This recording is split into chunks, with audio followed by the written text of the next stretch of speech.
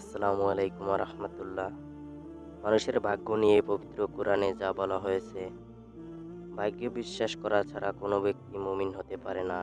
আর ভাগ্যে বিশ্বাস করার অর্থ হলো এটা বিশ্বাস করা যে জীবনে ভালো মন্দ, আনন্দ দুঃখ, জীবিকা ও সম্পদ, জীবন ও মৃত্যু ইত্যাদি আল্লাহ কর্তৃক নির্ধারিত। ভাগ্য আল্লাহর এক রহস্যময় জগৎ। এই জগৎ সম্পর্কে আল্লাহ কাউকে অবগত করেননি। তাফসীরবিদরা বলেন, ভাগ্য সেসব বিষয়ের একটি যেগুলোর ব্যাপারে আল্লাহ বলেন, অদৃশ্য সম্পর্কে তোমাদেরকে আল্লাহ অবহিত করার নয়, তবে আল্লাহ তার রাসূলদের মধ্যে যাকে ইচ্ছা মনোনীত করেন। সূরা আলে ইমরান আয়াত ১৬৯। মুমিনদের ভাগ্য বিশ্বাস যেমন হবে।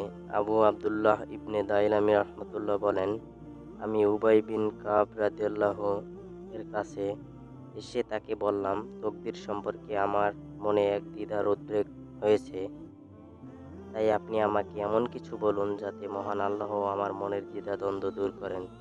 তিনি বলেন, মহান আল্লাহ তার আসমান ও পৃথিবীবাসী সবাইকে শাস্তি দিতে পারেন, তারপরও তিনি তাদের প্রতি অন্যায়কারী হবেন না। পক্ষান্তরে তিনি যদি তাদের সবাইকে দয়া করেন, তাহলে এই দয়া তাদের জন্য তাদের নেক আমল হতে উত্তম হবে।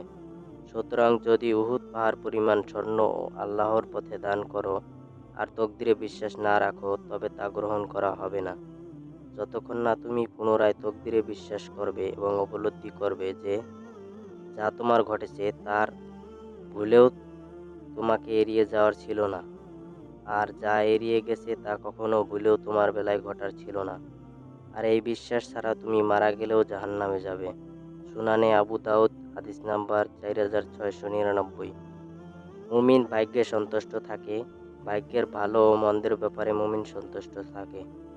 কখনো তাকে অপছন্দের কোনো বিষয়ে স্পর্শ করলেও সে তা নিয়ে প্রশ্ন উত্থাপন করেন না, কেননা আল্লাহর নির্দেশ হলো, তিনি আল্লাহ যা করেন সে বিষয়ে তাকে প্রশ্ন করা যাবে না এবং তাদেরকে প্রশ্ন করা হবে।